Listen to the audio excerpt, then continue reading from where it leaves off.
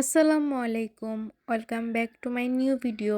আজকে একটা নতুন ভিডিও নিয়ে চলে আসলাম। আর আজকে আমি রেডি হয়ে যাচ্ছি সূর্যমুখী বাগানে ফটোশুট করতে। কিছু ছবি তুলবো, কিছু ভিডিও করব, এই আর কি। যেহেতু আমাদের বাড়ির কাছেই এই বাগানটা হয়েছে, সবাইকে দেখলাম যে এখানে গিয়ে ভিডিও করছে, ছবি তুলছে, আর এটা এখন খুব ভাইরাল চলছে।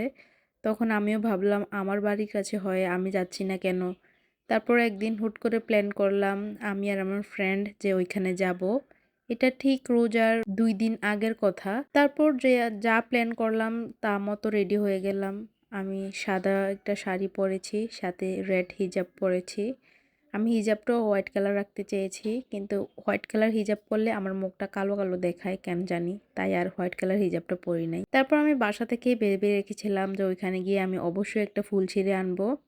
আর গিয়ে দেখি ওইখানে সাইনবোর্ডে লেখা যে ফুল ছিঁড়লে ১০০ টাকা। তারপর আমি মনে মনে ভেবেছি ১০০ টাকাই তো, ফুলটা ছিঁড়ে তারপরে তাদেরকে ১০০ টাকা দিয়ে দিব।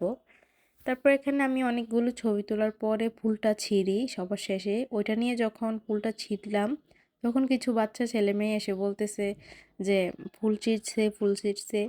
তারপর যখন আসল যে লোককে রেখেছিল দেখাশোনা করার জন্য তাকে গিয়ে বলে, তারপর উনি এসে বলে যে ফুলটা কেন ছিঁড়লেন, ফুলটা ছিঁড়া উচিত হয় না। আপনি তো লিখেছেন যে ফুলটা ছিঁড়লে ১০০ টাকা, আর আমি তো ১০০ টাকা দিব। ওনারা তখন অনেক কাহিনী করছিল, তখন বলছিল আপনাকে বলছে ফুল ছিঁড়া নিষেধ, ছিঁড়লে ১০০ টাকা জরিমানা, কিন্তু আপনারা ফুলটা নিয়ে যেতে পারবেন না।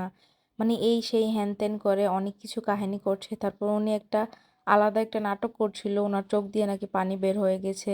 আমি নাকি একটা ফুল ছেঁড়াতে অনেক টাকার লস হয়ে গেছে। এত হাজার হাজার ফুল থেকে লক্ষ লক্ষ বিচি বের হবে, তারা অনেকগুলো ফুলের চারা লাগাতে পারবে। আর আমি একটা ফুল ছিঁড়াতে তাদের নাকি অনেক অনেক সমস্যা হয়ে গিয়েছে। চারিপাশে মানুষ ছিল, তারা বলছিল থাক এগুলো আর ঝামেলা করা লাগবে না।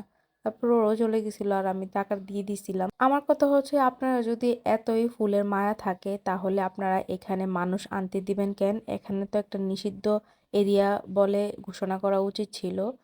যেহেতু আপনারা টাকার জন্যই এই ব্যবসাটা করছেন, এটা আমি টাকার জন্যই বলবো। কারণ তারা যদি ফুলের এতই মায়া থাকতো তাহলে আর তারা এখানে বলতো না যে ছবি তোলার জন্য মানুষ আসে।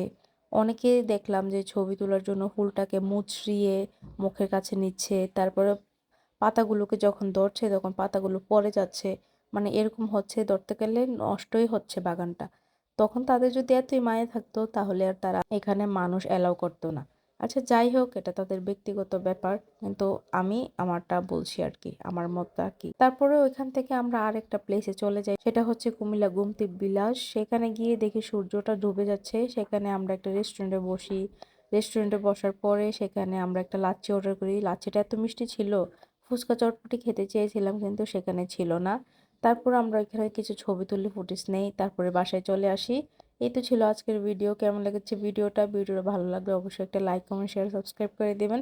পাশে থাকবেন আর পরবর্তী ভিডিওর জন্য অপেক্ষা করবেন। সবাই ভালো থাকবেন, সুস্থ থাকবেন। আল্লাহ হাফেজ।